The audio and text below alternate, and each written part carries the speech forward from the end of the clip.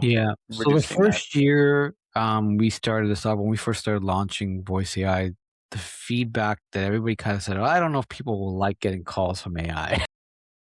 I don't know if they're gonna actually interact with it. They're gonna be scared, or they're not gonna like it. They want to talk to me because I'm a human. This is not gonna work for my business." And that is disappearing, that objection. Good. People are realizing that this is inevitable. I mean, Right. here's the number one, like, you can go on record and you can record this and you can put this on every business within the next 6 to 18 months is going to have a voice AI receptionist. Yeah, It's just going to be like, and the question is, are you the one providing that or not? sure. And And not if, it's when. when? It's not an Right. if, when. So that is such a clear, like, mission statement, if nothing Yeah. else, right? So we know that the trend is going to be this. This is where people are moving. It's not just, and I really don't think the word trend is right. I think the word is shift, right? Yeah. Now, what does this enable?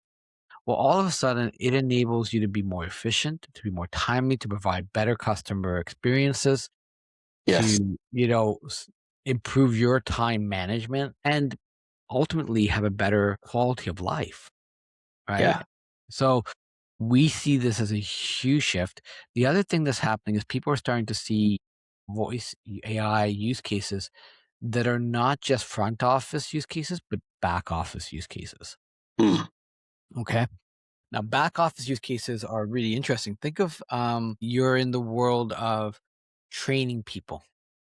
Hmm.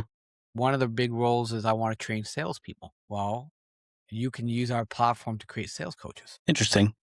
Yeah. And now you can have your sales team that comes on and onboards have a very, very clear way to do that. I'll give you an example. The financial industry is, I think, what, 2 million large in the US alone, right? It's a big audience, and there's always new agents coming on, and they need to be trained, and part of the training programs are often driving house to house or meeting clients in person and going through literally 50 to 60 hours of actually being in um, a live conversation with an agent to feel comfortable to be able to present the products that you have to pitch and Yeah. sell and provide, because of the authority that you need to understand, the complexity of it, whatnot. Imagine being able to simulate those with a voice AI agent, and it provides you with feedback how you're doing immediately. These are back office use cases that people don't think of immediately that are actually becoming more and more prevalent. Or even one, if we consider a personal type of voice assistant, right? Instead of a voicemail mailbox, you have somebody that's like, "Hey, I'm Mohan's assistant. Yep. Either he's a little tied up right now, but I can help if there's something you need, or if you're just looking to set up a Yep. time with him." That's definitely the receptionist role, but take it to the next level. So go internal, right? And this is what we call our virtual assistant. Yeah. So this is Mohan's virtual assistant. So instead of Mohan, and it understands my CRM, it understands my systems. And if I say, you know what, I've got a meeting with Ian this afternoon, can you just email him and tell him I can't make it and reschedule it for me?